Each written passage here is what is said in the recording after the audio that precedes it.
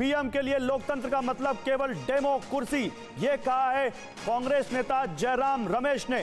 संविधान हत्या दिवस मनाने का विरोध शुरू हो चुका है। कांग्रेस ने केंद्र सरकार पर हमला बोला है। जयराम रमेश ने ट्वीट करके कहा है कि पीएम के लिए लोकतंत्र का मतलब केवल डेमो कुर्सी। केंद्र की एक और सुर्खियां बटोरने की कवायद है, यह कहा है जयराम रमेश ने। तो जयराम रमेश जो कह रहे हैं वो भी हम आपको दिखा रहे हैं। आप देखिए, जयराम रमेश का ये एक्स पोस्ट है। वो कह रहे हैं प्रधानमंत्री नरेंद्र मोदी के लिए लोकतंत्र का मतलब केवल डेमो कुर्सी है, वो ये कह रहे हैं। और वो कह रहे हैं इनके वैचारिक परिवार ने संविधान को नवंबर 1949 में इस आधार पर खारिज कर दिया गया था क्योंकि मनुस्मृति से प्रेरणा नहीं मिली थी। इस पर बात करने के लिए आनंद पांडे हमारे संवाददाता अगर हमारे साथ जुड़ चुके हैं तो पीसीआर उनको जोड़िए। आनंद हमारे साथ जुड़ चुके हैं। आनंद, अचानक से संविधान हत्या दिवस की घोषणा, बताइए क्या जानकारी है? जी देखिए, आपको बीजेपी ने 400 पार का नारा दिया था और इस पूरे चुनाव के दौरान अपोजिशन ने एक नैरेटिव सेट किया था कि बीजेपी अगर 400 पार की सीटें ले आई तो संविधान को खत्म कर देगी, आरक्षण खत्म कर देगी, संविधान को बदल देगी। तो उस नैरेटिव को काउंटर, और वो नैरेटिव विपक्ष की तरफ से अभी भी चलाया जा रहा है। तमाम विपक्ष के नेता अभी भी संसद में, आपने देखा जो सत्र बीता है, राहुल गांधी से लेकर तमाम जो सांसद विपक्ष के संविधानिक कॉपी लेकर उन्होंने शपथ लिया था, अपनी स्पीच दे रहे हैं, तो संविधान लेकर दे रहे हैं। एक मैसेज देने की कोशिश की गई थी कि बीजेपी संविधान विरोधी है और पिछले 10 साल से ये आरोप लगाया जा रहा है कि जब से प्रधानमंत्री नरेंद्र मोदी बने हैं तो एक नैरेटिव सेट किया गया, संविधान खत्म कर देगा। अब उसको काउंटर करने के लिए और जो इमरजेंसी थी उसके यात्राओं को याद दिलाने के लिए, उस काले अध्याय को याद दिलाने के लिए बीजेपी ने अपनी तरफ से एक मास्टर शो खेला। शुक्रिया आनंद आपका। मेरे साथ कुमार विक्रांत भी जुड़ चुके हैं। कुमार, कांग्रेस पार्टी की तरफ से और क्या इस पर मंथन चल रहा है? जयराम रमेश का पोस्ट तो हमने देख लिया, लेकिन क्योंकि कांग्रेस पार्टी लगातार बीजेपी पर संविधान की हत्या करने का आरोप लगा रही है, पूरा कैंपेन उनका इलेक्शन का था संविधान बचाओ, अब 25 जून संविधान हत्या दिवस के रूप में मनाने की ये घोषणा, कांग्रेस पार्टी के अंदर इसको लेकर क्या मंथन है?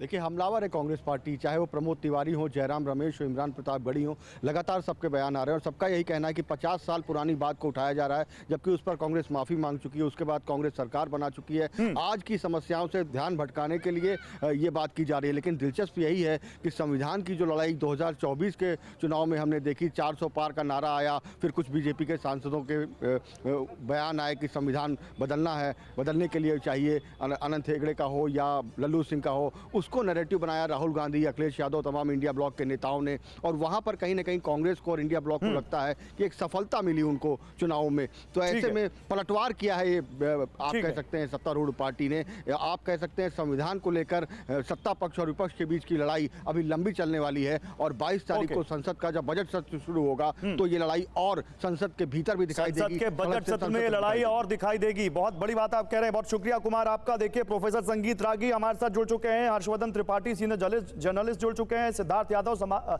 बीजेपी के प्रवक्ता जुड़ चुके हैं, मनोज काका समाजवादी पार्टी के प्रवक्ता जुड़ चुके हैं और हमारे साथ डॉक्टर सतीश प्रकाश अभी आपको दिखाई देंगे, मेरे साथ प्रोफेसर अनवर पाशा भी दिखेंगे और राजेश गुप्ता आम आदमी पार्टी के भी दिखेंगे। लेकिन सबसे पहले आप सभी का स्वागत है। और सिद्धार्थ, सवाल आपसे। सिद्धार्थ, 10 साल आप सरकार में रहे, उससे पहले अटल जी की सरकार रही 6 साल से ज्यादा, तब आपको संविधान हत्या की याद नहीं आई। आज जब कांग्रेस पार्टी संविधान बचाओ का नारा लगा रही है या विपक्ष ये आप पे कह रहा है कि इनसे संविधान बचाना है, तब आज अचानक आपने संविधान हत्या दिवस की घोषणा कर दी।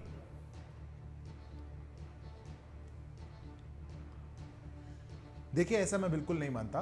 भारतीय जनता पार्टी लगातार ही जो हमारे इतिहास में, हमारे एक ऐसे ऐतिहासिक कालखंड में देश के संविधान पर सबसे बड़ा हमला जो हुआ उसका खंडन करना, उसका विरोध करना और लोगों को उसके बारे में बताने का काम शुरुआत से करती आ रही है।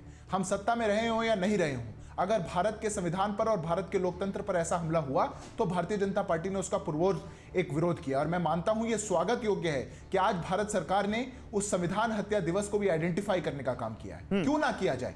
1,11,000 से ऊपर लोगों को जिस मीसा कानून और DIR के रूल्स के अंदर जेल में डाल दिया गया हो, इतने लाखों लोग, इतने हजारों लोग जिनका पुलिस टॉर्चर और ब्रुटैलिटी में जिनकी हत्या कर दी गई हो, देश में संविधान की सारी धाराओं को तार तार करके एक ऐसा माहौल बना दिया गया हो, तो मैं मानता हूं कि उसका जितना खंडन किया जाए उतना कम है। और कई बार कांग्रेस पार्टी भूल जाती है और संविधान को अपने हाथ में रख के घूमने का एक ढोंग, एक नैरेटिव बनाने का काम तो जरूर करती है, पर वो क्यों नहीं बात करती? सिद्धार्थ जी, मेरा सवाल आपने नहीं सुना। सिद्धार्थ जी, मेरा सवाल आपसे यह है कि 10 साल आप सरकार में रह चुके हैं, तब आपने इस संविधान हत्या दिवस की घोषणा क्यों नहीं की? आज जब पूरा लोकसभा का चुनाव संविधान के इर्द गिर्द हो गया और आपको कई सारी सीटों का नुकसान हो गया, तब क्या आपको संविधान हत्या दिवस की याद आई? मैं ये पूछ रहा हूं आपसे।